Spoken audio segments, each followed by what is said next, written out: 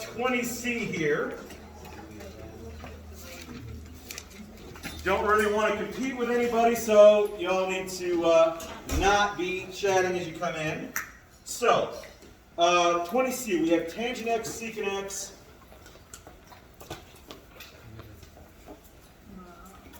Minus cotangent x, cosecant x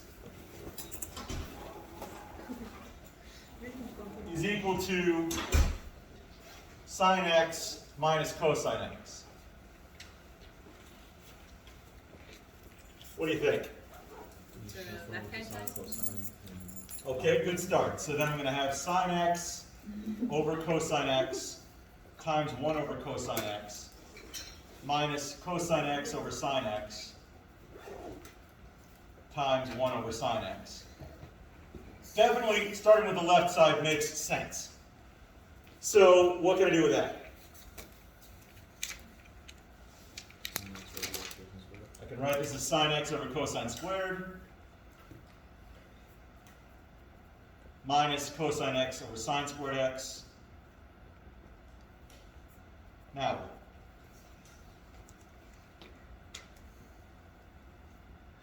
Sine squared of x equals 1 minus cosine squared of x? it does, but I don't want to do that. Because, well, I can separate terms in the numerator, I can't separate terms in the denominator. So if I have 1 minus cosine squared x there, that's actually not going to be useful. Common denominator, let's try it. Multiply the top and the bottom by sine squared x over here. Top and bottom by cosine squared x over here. We have sine cubed x over sine squared x cosine squared x minus cosine cubed x over sine squared x cosine squared x. Okay, that's a common denominator, so I can write that as sine cubed x minus cosine cubed x over sine squared x cosine squared x.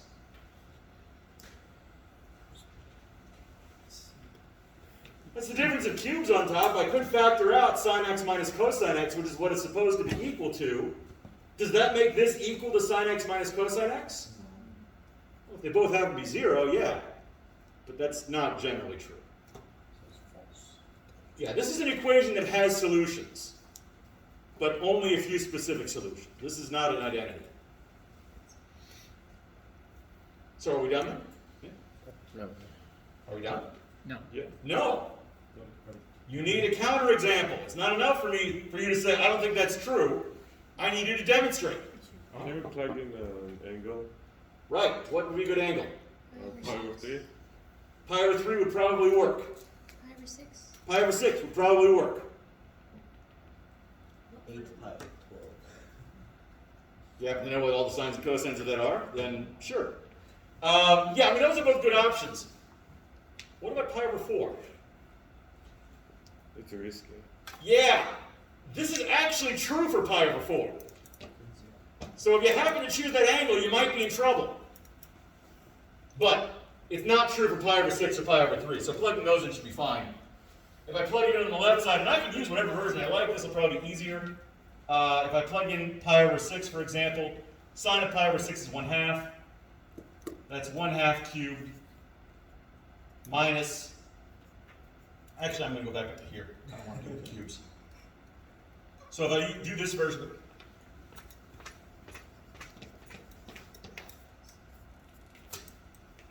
You turn the sleep off on this computer. probably. It's just like when the lights turn off on me. I'm just used to it. So I'm going to try to see if sine x over cosine squared x minus cosine x over sine squared x is equal to sine x minus cosine x. Now this is sloppy. Because really I should use the original expression. That's the safe approach. Actually, let's just do that. Let's not be sloppy. So if I plug in pi over 6 to the original equation, what's the tangent of pi over 6? It's sine over cosine, Root 3 over root 3 over 1. So So the tangent of pi over 6 is root 3. Here I'm saying x equals pi over 6. What's the secant of pi over 6? It's pi 3 over 3. Professor, my calculator says it's root 3 over 3. Pi over 6. Oh, right. Y over x, not x over y. There we go.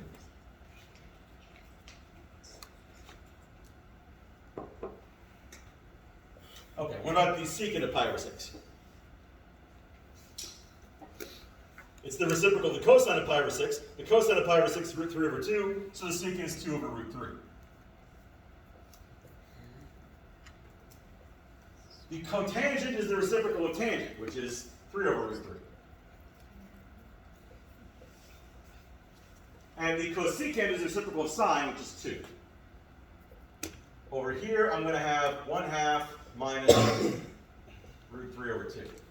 So, just reducing this out, I've got 2/3 minus 6 over radical 3 is equal to 1 minus root 3 over 2.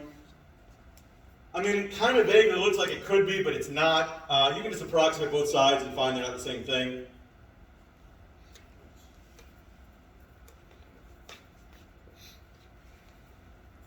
But if the identity is false, you must provide a counterexample.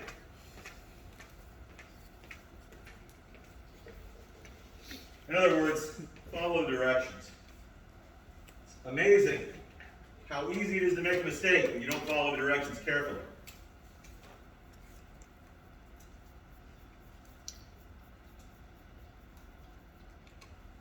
How do you choose the implicit x side of You know, pi over 6 is almost always safe. Unless it just happens to be a solution to the equation. There's no real way to anticipate that. If you want to be extremely safe, you have to test 2 points. But that's time consuming. Professor, Mhm. how do we know pi over 4 will work just by looking at it? How'd you know that quick? Well, you wouldn't necessarily know that. That's kind of what I'm saying. I only happen to know that because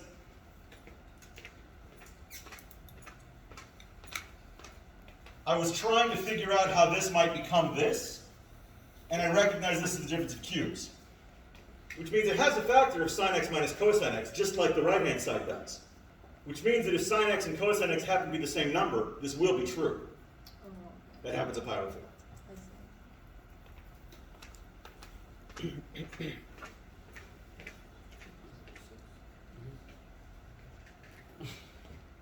So if x equals pi over 6, on the left side we'll end up with, what did I get there, 2/3 minus 6 over root 3.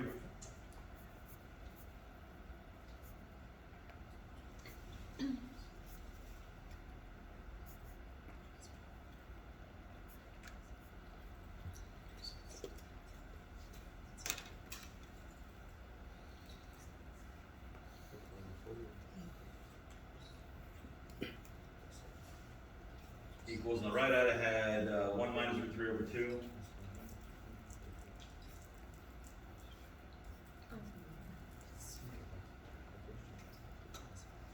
So, I mean, if I combine the fractions on the left, I can multiply this by root 3 and get 2 root 3, multiply this by 3, well actually I can just multiply this by root 3 over 3 and have a common denominator. So 2 minus root 6 over 3 is not the same as 1 minus root 3 over 2. So no, false. Okay, any questions about part C? Moving on. Yeah. How would you find the counterexample? This is the counterexample.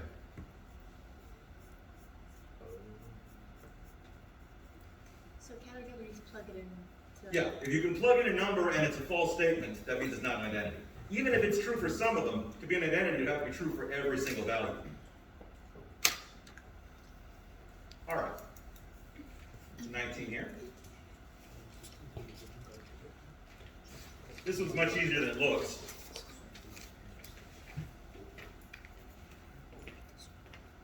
And it's related to the stuff we were just doing in chapter 11. If I want to graph the plane curve, I need to know what that curve looks like. Now, sure, I could plug in a bunch of values for t and calculate a bunch of x and y values and plot a bunch of points, but it'd be so much easier if I just removed the parameter. So if x of t is equal to 2 sine t, and y of t is equal to 5 cosine t, what trick can I use to remove the parameter here? Arc sine, arc cosine. You're in a jumble of voices. Armand? We can use arc sine and arc cosine. No, terrible idea. Like you can divide x by 2 and then. I can get the sine and the cosine by themselves. The problem with arc cosine is it's going to cut off parts of my curve. So I can say that x over 2 is equal to the sine of t, and y over 5 is equal to the cosine of t. What good does that do? It gives you your arc. How can I have sine and cosine interact? Tangent. Tangent would be if I divided them? You could square. What's another way they're related? I can square both sides of both equations. X over 2 squared is equal to sine squared t. Y over 5 squared is equal to cosine squared t. What good does that do? You can add them. They add up to 1. X squared over 4 plus y squared over 25 is equal to 1.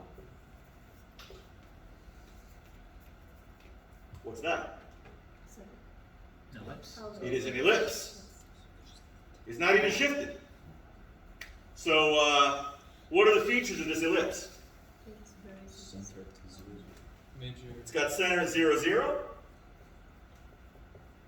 What was that about the major axis? Vertical? The major axis is vertical. It's correct. Where are the vertices? Negative 0, 1 5. to 0 to Vertices are at 0, 5 and 0, negative 5. Oh.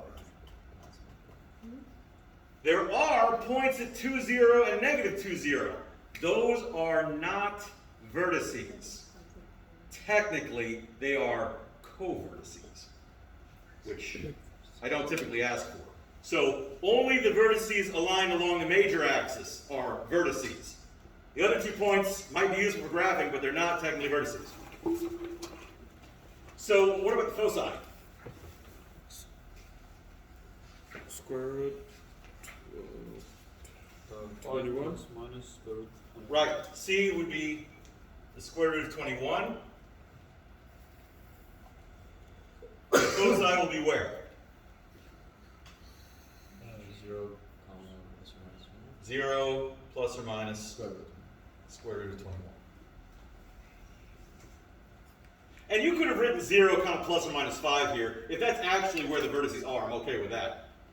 It's just if there's a way to simplify it, you should. So there's the foci. How long is the major axis? 10. 10. 10.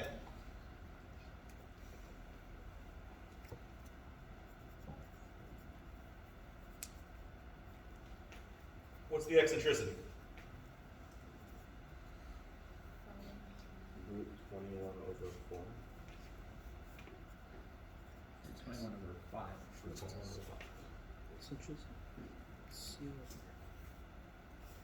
The eccentricity is how much it's not a circle, basically.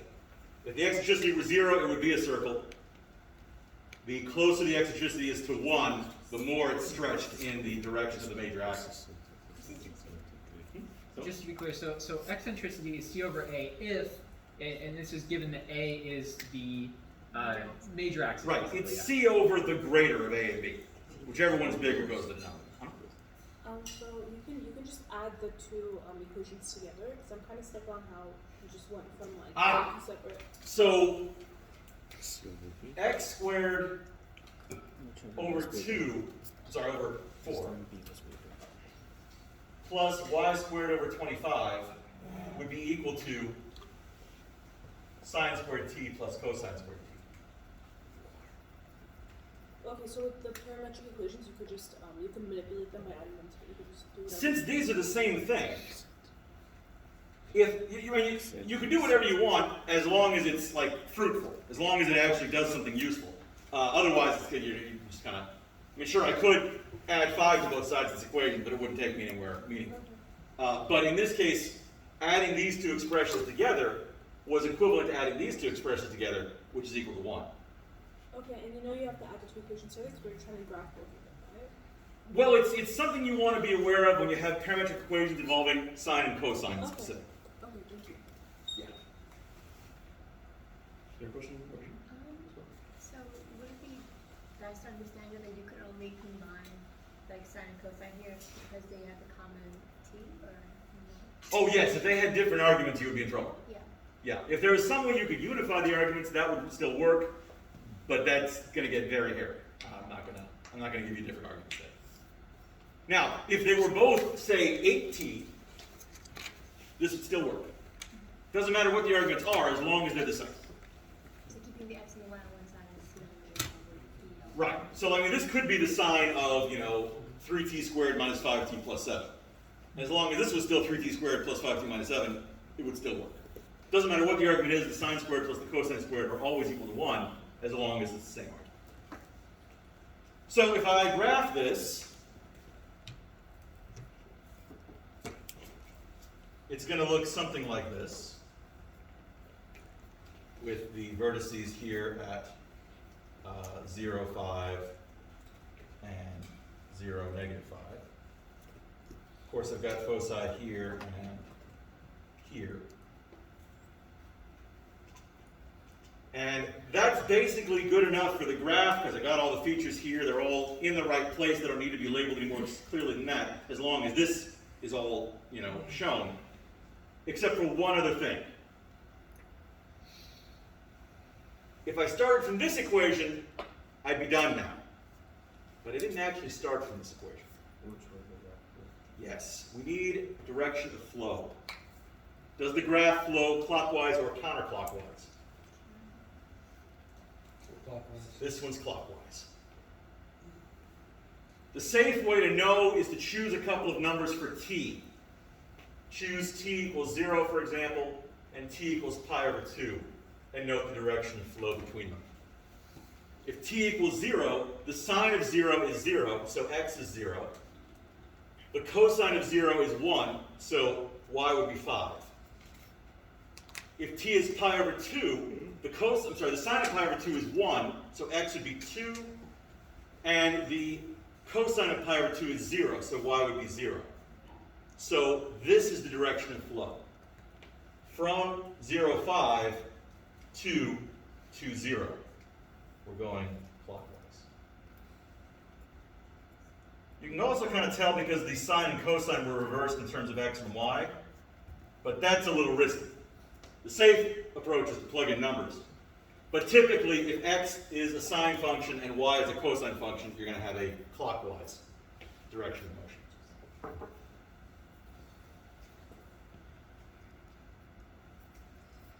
Okay, questions about number 19?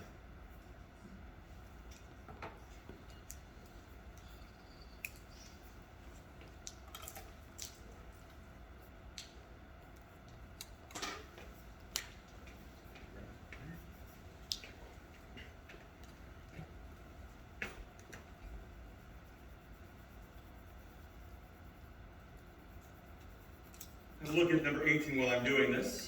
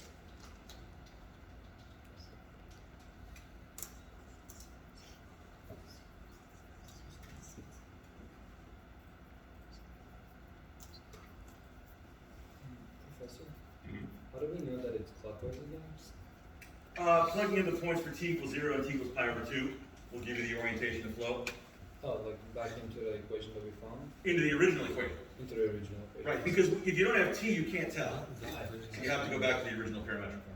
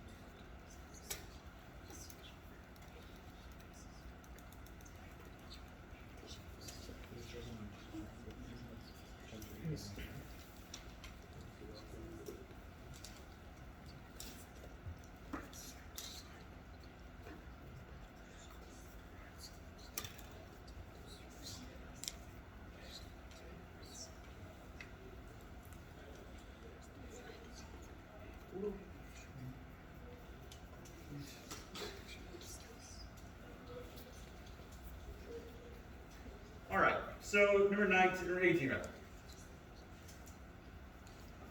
What's the cube root of 64? 4. Of course, except that's actually the principal cube root. I want the other two as well.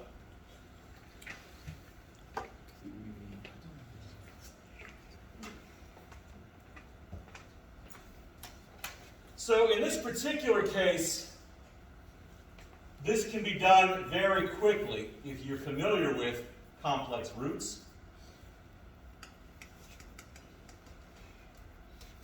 In the complex plane, 4 is one of the solutions.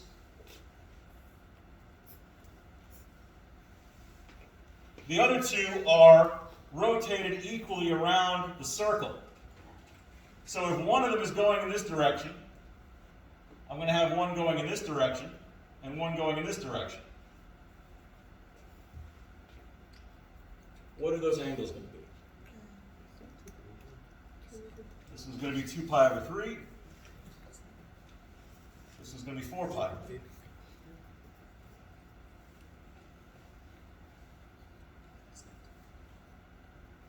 The denominator is 3 because I'm looking for 3 roots. The numerator is just multiples of 2 pi. So 0 pi, 2 pi, 4 pi.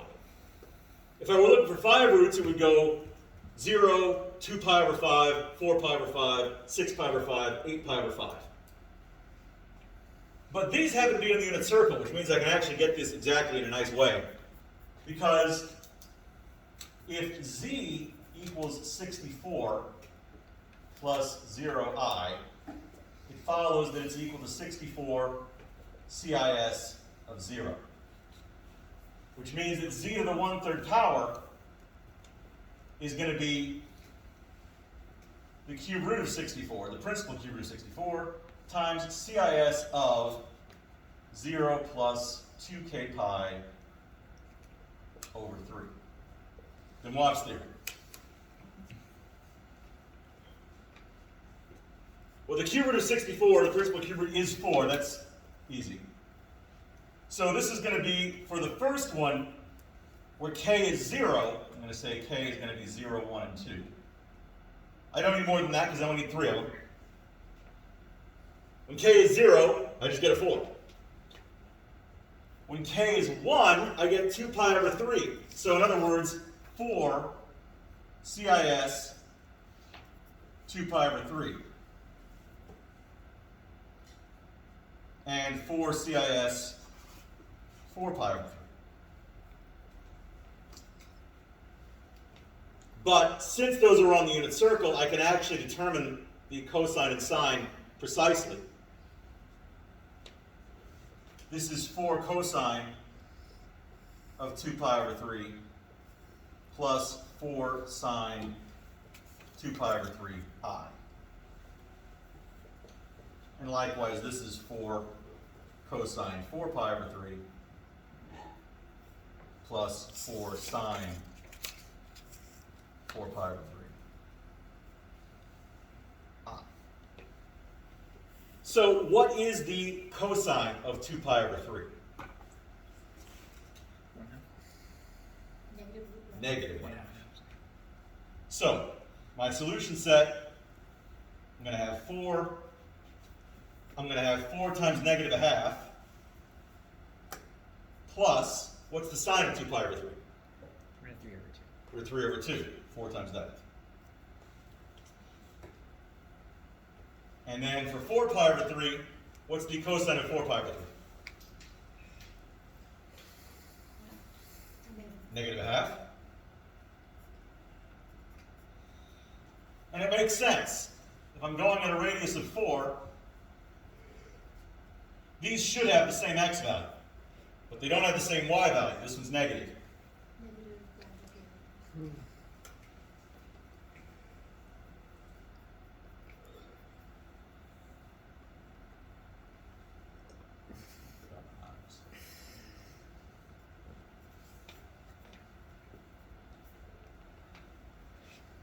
So that's going to be, if I simplify, 4 negative 2 plus 2 radical 3 I and negative 2 minus 2 radical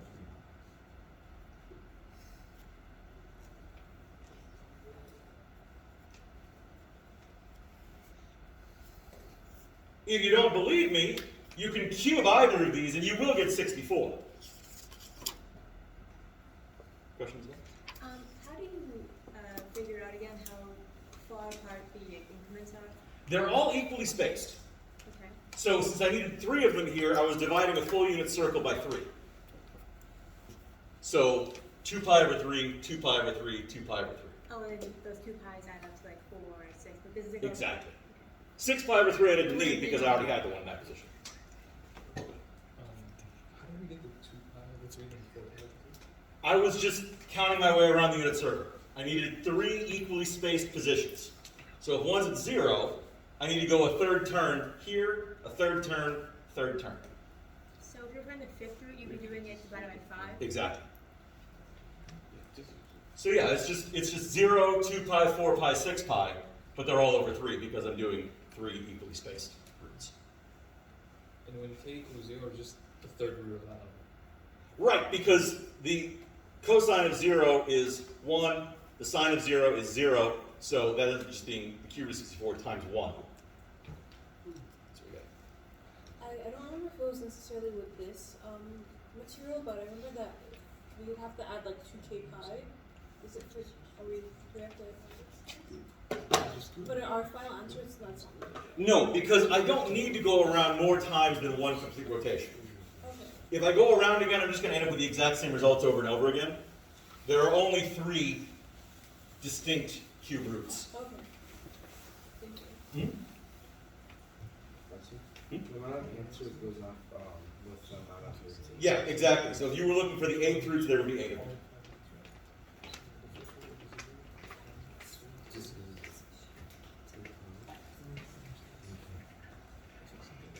So,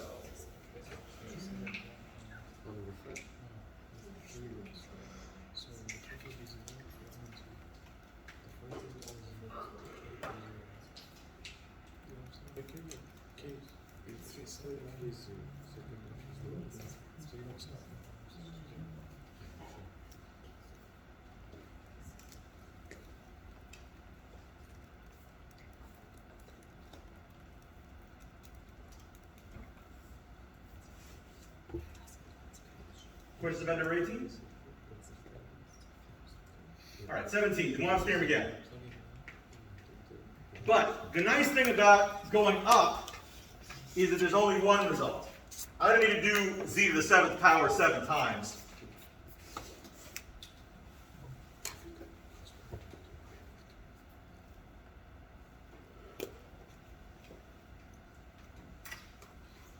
But I do want to write z in polar form. So if z is 3 minus 3 radical 3I, first of all, what's the modulus of z? It's the square root of 3 squared plus 3 root 3 squared. Yes.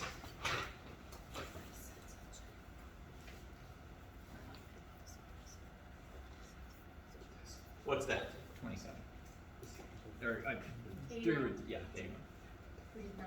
Right, I was going to say it's the square root of 81, which is, So we always can distribute the power if there was one term. So it's like, it's 9 times 3, which is 1. yes, yes. You can, there is a distributive property of exponents across multiplication and across division, but not addition or subtraction. That's where people always get in trouble. Is it 81? Isn't it? 3 root 3 Yeah, that's not right. is 27, and then 27 plus 9. Yeah, it's square root of 36. 36, which is 6.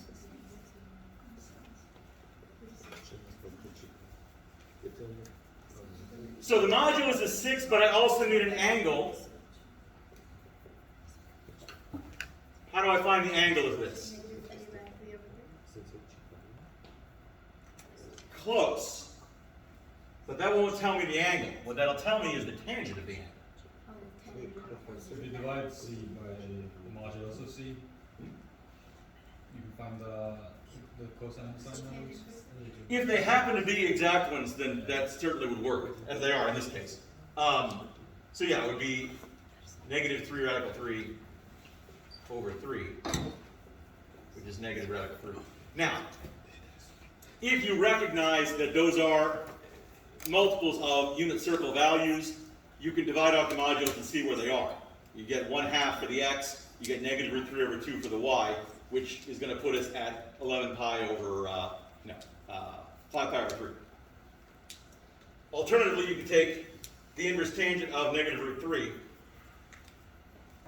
This is in the 4th quadrant, so this will put us in the correct position if I take the inverse tangent.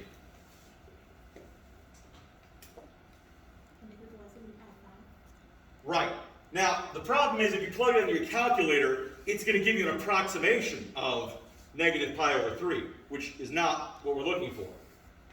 So you need to be familiar enough with unit circle to recognize that that is negative pi over 3. Now, technically it's okay if you use negative pi over 3. It's not going to cause any problems. I'm going to add 2 pi to that and use 5 pi over 3 instead. Just because that's a little more familiar. If you use negative pi over 3, you will still get the correct answer in the end. Yeah, so in this case, we can't use 2 pi over 3 because tangent has to be either in the 4th or the 1st quadrant. This has to be in the 4th quadrant. This particular complex number is positive on the real axis and negative on the imaginary axis. So that's why it would have to be in the 4th one. Okay. Sure. For the modulus, since it uses like a radical already, is that why it doesn't have plus or minus? Modulus is strictly positive. So, this can be written as 6 CIS 5 pi over 3. So what I want is z to the 7th power. But with this in polar form, exponents is super easy. According to Moiv's theorem, how do I find z to the 7th power? Modulus to the 7th power, and then the theta times. Right. Take 6 to the 7th power, and I'm going to multiply 5 pi over 3 by 7. Notice, I'm not multiplying by 7 over 7. I'm multiplying by 7, which is 7 over 1. So this is equivalent to, I don't know what 6 to the 7th power is offhand. CIS, that's going to be 35 pi over 3. 279,936. 279,936. Nice.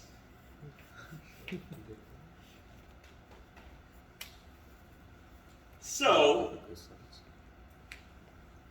that is correct. However, this is kind of weird, and I want the answer in standard form anyway. How can I express 35 pi over 3 a little simpler? Yeah, I can subtract multiples of 2 pi and end up in the same position. So, basically I can subtract 6 pi over 3s until I get down a little smaller. I can subtract 12 pi over 3, 18 pi over 3, 24 pi over 3, 30 pi over 3, there we go. So I'm actually going to end up in the same position, it looks like.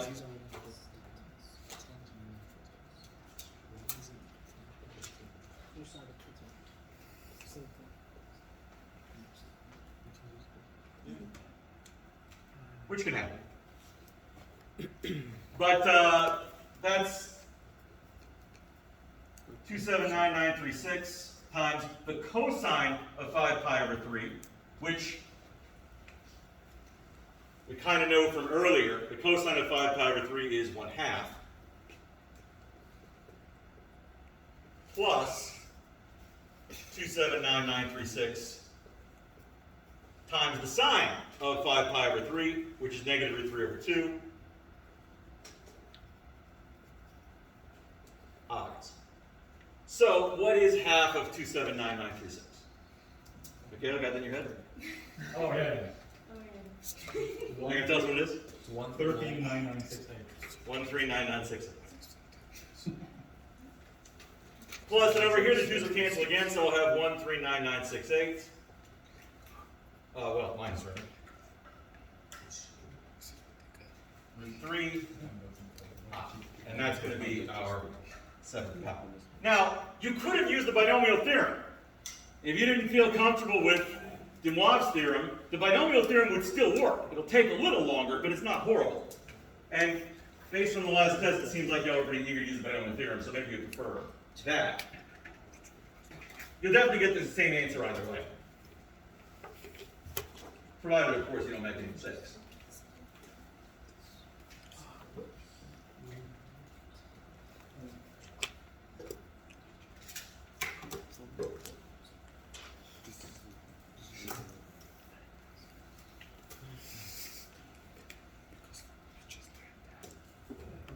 So we would have used Instead of 5 pi over 3, you said you can just keep it as negative pi over 3, right? You will get the same result. Oh yeah. Yeah, as long as it's coterminal, when you multiply by 7, you're still going to be coterminal.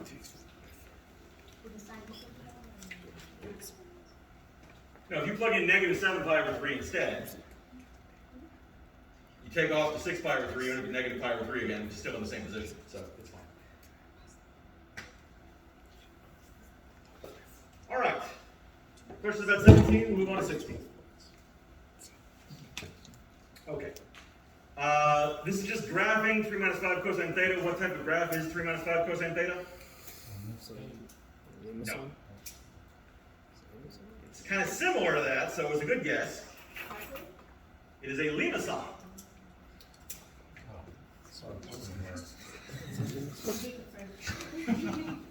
Everyone hates the French. They make it easy. I don't know why. I don't know, maybe it's just all that heavy cream or something.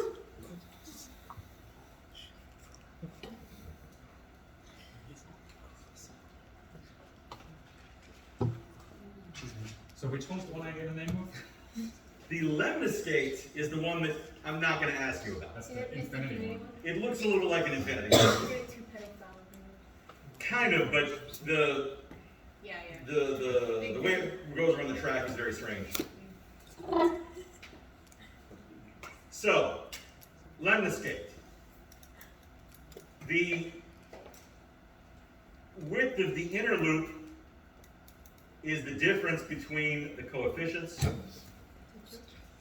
and the width of the outer loop is the sum of the coefficients if you ignore the positives and negatives. It's plus because it's negative, right? Correct. So basically 3 plus 5 is 8, that's the width of the outer loop. 3 minus 5 is negative 2, that's kind of the width of the inner loop. And that's a perfectly fine way of setting things up. I don't require you to plot a bunch of points or anything if you just show this graph, as long as the width of the loops are indicated and the orientation of the graph is correct. In other words, if this is flipped over, I would definitely ding you for that, but. You don't want us to label the axes like -2 and 2. I remember that was in the shim last exam. Oh, yeah. Ah, well, here's the thing. The -2 is part of the Cartesian coordinates. Let me put this in polar coordinates so it'll look a little better. There. Whether this is a 2 or a -2 is a complicated question, because it kind of depends on which direction you were going at the time. But if you indicate the widths as positive numbers, that's okay. You don't have to necessarily mark the axes. But yeah, indicating they're negative, if they're not supposed to be negative, that would definitely be incorrect. Sure thing. Glad you mentioned that. Let me copy this over. I'm sorry, Professor, so which ones do you want us to label? I need you to tell me how wide each loop is. Okay. Now, width as a distance should always be positive.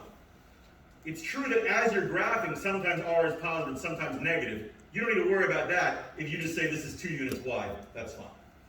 Okay. So just Sure. You want us, like, when we state the coordinates, or you want it in polar form? Oh, absolutely. And the equation was stated in polar form, so. Close. And so when we're trying to study these, these shapes are called polar graphs, right? Well, you could graph this equation in a Cartesian, a rectangular format.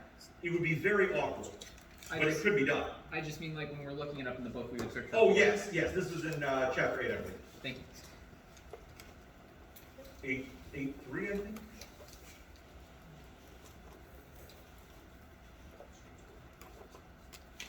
I don't remember which section was when they jumped into complex numbers. This is the direct pull. Oh. No. I don't know. You go for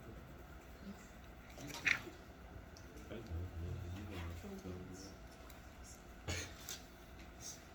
Just so you can.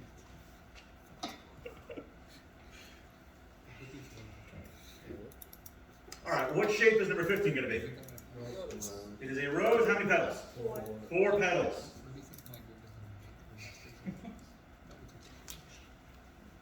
And each petal has a length of 3 or a radius of 3. I don't know how you describe it. The length of the petal is probably how I would say that. Yeah.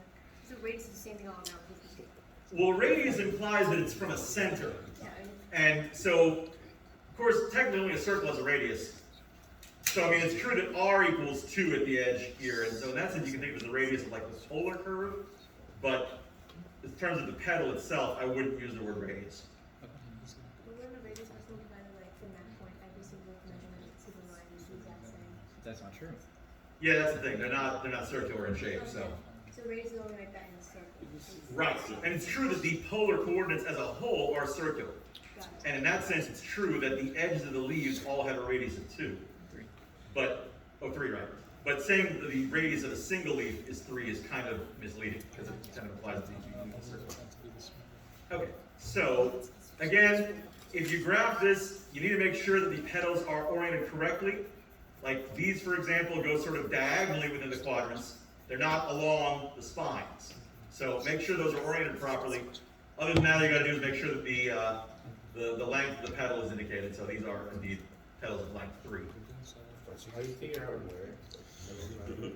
A good idea would be to plug in theta equals 0. If that puts you at the pole, try theta equals pi over 2. If that puts you at the pole again, try theta equals pi over 4. Just try a couple angles till you don't end up at the pole, and it'll show you where the leaves are in. If they're all at the pole, does that mean the petals land on the ground? Well, if they're all at the pole, then there's no petals at all, because you're just at the point 0, 0, 0. This is 3 sine and 2 theta.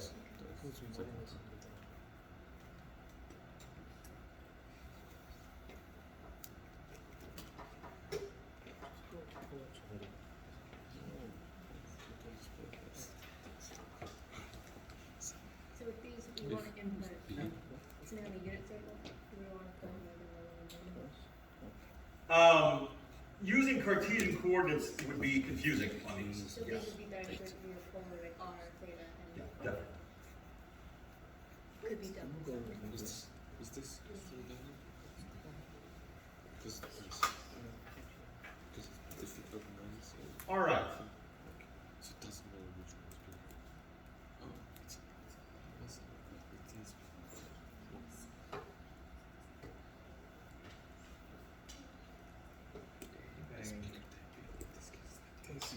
Pulled this from the wrong section. Yeah, I might have asked you to transform this into parametric form, but polar form. I don't think we looked at anything like that. All right, well, ain't plenty of stuff to cut, so let's just cut them to 14. I mean, that's just an ellipse, right? It is an ellipse, but expressing it in polar coordinates is something that I recovered.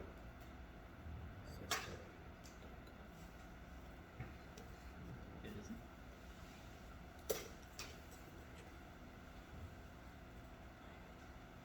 I think we were putting it in lines, we know ellipses.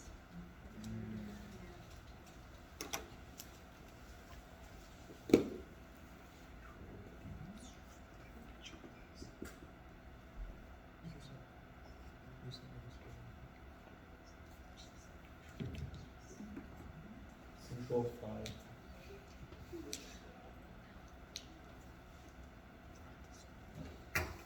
The control D also work. That is.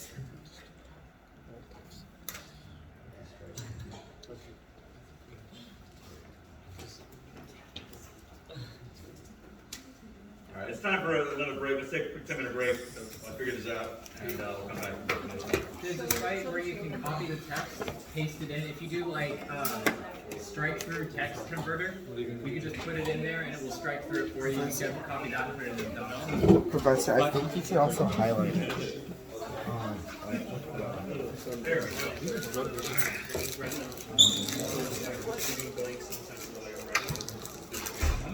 think that was